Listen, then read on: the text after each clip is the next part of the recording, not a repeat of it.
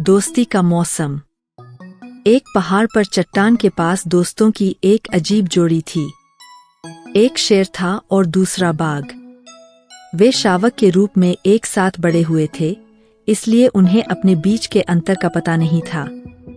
वे बस एक दूसरे की दोस्ती का आनंद लेते थे, साथ खेलते, दौड़ते और शिकार करते थे। सभी को लगा कि यह पहाड़ पर रहने वाले अच्छे बूढ़े साधु के प्रभाव के कारण होगा, जो अपने आसपास की सभी चीजों में शांति लाता था।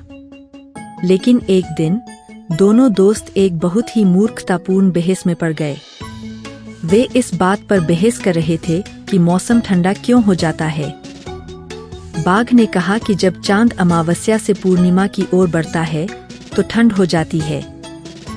नहीं नहीं, शेर ने कहा, तुम गलत हो। जब चांद पूर्णिमा से अमावस्या की ओर बढ़ता है तो ठंड हो जाती है।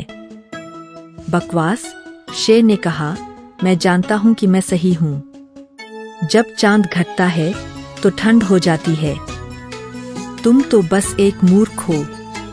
वे बहस करते रहे, लेकिन उन्हें कोई हल नहीं मिला। वे अपनी दोस्ती नहीं तोड़ना चाहते थे। आखिरकार उन्होंने पहाड़ों में रहने वाले बुद्धिमान बूढ़े साधु के पास जाने का फैसला किया। उसे सही जवाब जरूर पता था, इसलिए वे उसके पास चले गए। उन्होंने साधु को चट्टान पर ध्यान करते हुए पाया। उसके सामने झुककर वे उसके ध्यान में आने का इंतजार करने लगे। जल्द ही उसने अपनी आंखें खोली और देखा कि बाघ और शेर उसके सामने धैर्यपूर्वक प्रतीक्षा कर रहे थे। उन्होंने फिर से सिर झुकाया और कहा कि उनके पास एक समस्या है और उन्हें उम्मीद है कि वह उनका मार्गदर्शन कर सकता है। उन दोनों ने साधु के सामने अपने विचार रखे। हमें बताओ कि हम में से कौन सही है, उन्होंने पूछा। साधु ने एक बार फिर अपनी आंखें बंद कर लीं। थोड़ी देर बाद उसने उन्हें खोला और कहा, बच्चों, ठंड चांद से नहीं आती।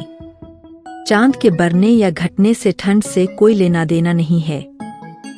ठंड तो उत्तर या पूर्व, पश्चिम या दक्षिण से बहने वाली हवा से आती है। शायद तुम दोनों सही हो। तुम्हें लगा कि ठंड चांद से आती है, लेकिन कुछ और भी है जो मौसम की तरह नहीं बदलता। बाघ और शेर हैरान होकर एक दूसरे को देखने लगे।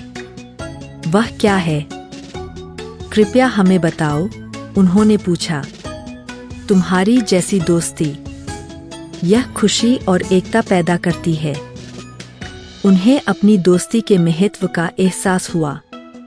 दोस्तों ने साधु को प्रणाम किया और खुशी खुशी वापस चले गए। इसलिए बच्चों, मूर्खतापूर्ण बहस के कारण अपनी दोस्ती को कभी मत छोड़ो। सच्ची दोस्ती मूल्यवान होती है।